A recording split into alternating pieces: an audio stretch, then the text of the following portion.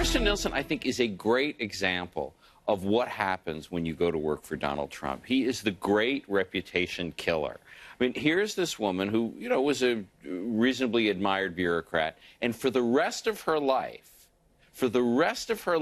people will look at her and think, oh, that's the woman who put children in cages. Oh, maybe because media people like you lie, Jeff.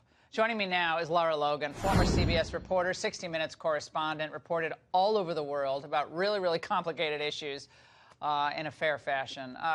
Lara, it's great to see you. On this issue of immigration, something I've been reporting on it for like 20 years. I mean, just all the changes, all the stresses on the border. But reporters are basically now just advocates for their own self-created NGO. It's unbelievable.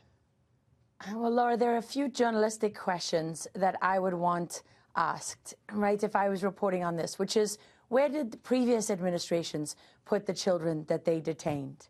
I mean, they have also put them in prison, right? How do I know this? Because as a reporter for 60 Minutes, I was approached by UNICEF. I had meetings with them about doing a story.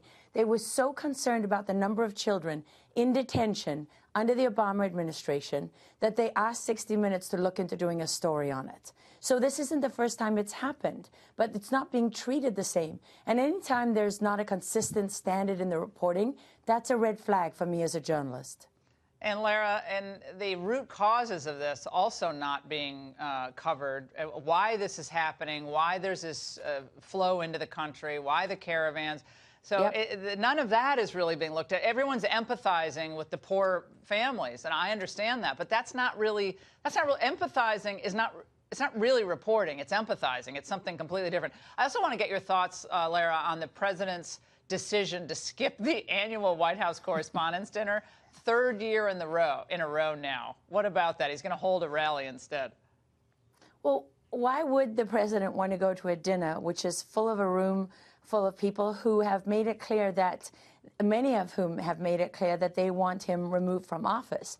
And that they don't just hate him, they see him as unfit. And they've made, this is not a two-way street. If the press is allowed to criticize Donald Trump, then why isn't he allowed to criticize the press? That's the way I look at this. This is about what the First Amendment is about, and this is about everybody's rights. So, would you go to a dinner with a bunch of people who made it very clear that they were your enemies? I mean, it doesn't make sense for him. It's not going to change the coverage. I mean, I've skipped the dinner for the past few years because they've become very partisan affairs, and they make a lot of people uncomfortable. They're not what they used to be, and journalists and journalistic organizations in this country need to stand up and go back to what we're supposed to be at our core. And if they want to be critical of the president, which is part of our responsibility and duty as journalists, well, then they don't get to weep about it when he's critical in return. And this is very consistent with Donald Trump as a leader. It's a very bold move. He doesn't care that he's snubbing the elite press. I love it. He doesn't care. Yeah, I love it. I haven't been in a number of years. No interest in going back. We really appreciate your perspective on this.